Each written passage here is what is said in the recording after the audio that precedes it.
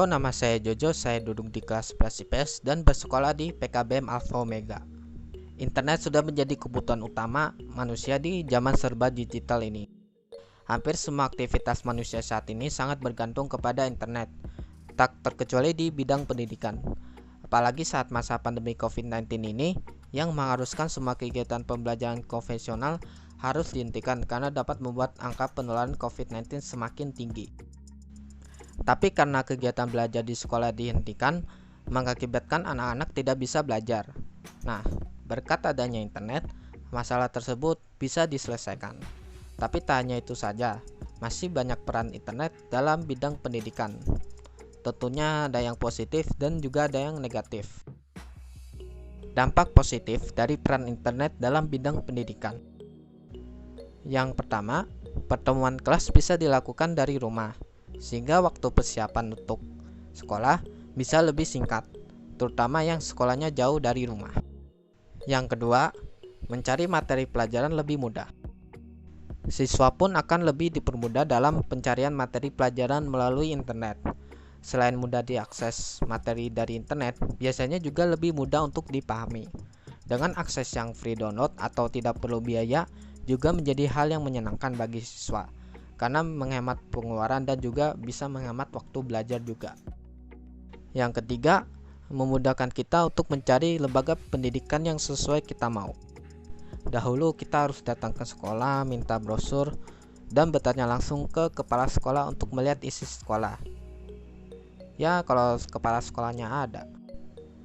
Tapi sekarang tak perlu lagi datang ke sekolah, tinggal browsing di smartphone dan cari websitenya. Dan bisa langsung juga tanya-tanya lewat chatting. Jadi waktu Anda bisa terhemat cukup banyak. Yang keempat, di internet terdapat fasilitas multimedia yang sangat mendukung untuk memvisualisasikan penjelasan ke anak didiknya. Dengan melihat langsung gambar atau video, diharapkan bisa memudahkan murid dalam memahami materi walaupun guru hanya menjelaskan secara garis besarnya saja. Yang kelima, siswa jadi lebih pintar dalam bahasa asing. Karena internet sifatnya global, tentu banyak dijumpai artikel yang menggunakan bahasa asing. Hal ini akan memaksa siswa untuk ikut juga mempelajari bahasa asing tersebut untuk mendapatkan dan mengerti apa dari isi artikel itu. Nah, sekarang dampak negatif dari peran internet dalam bidang pendidikan. Yang pertama, siswa jadi lebih malas membuka buku. Karena internet memudahkan siswa untuk mencari materi apa yang dia mau tanpa perlu menghabiskan waktu mencari materi.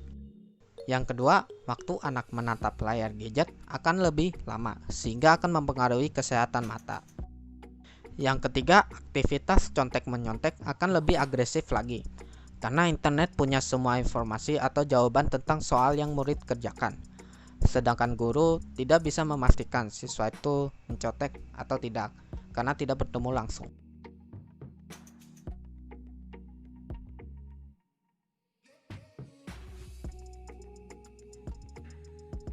Yang keempat, siswa jadi malas belajar.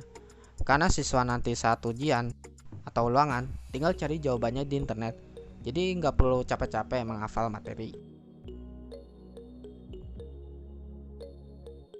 Nah, segitu saja pembahasan mengenai peranan internet dalam bidang pendidikan. Dan pesan saya, mari kita sama-sama gunakan internet untuk bisa lebih mencerdaskan anak. Jangan membuat internet yang semakin membuat anak Anda malas.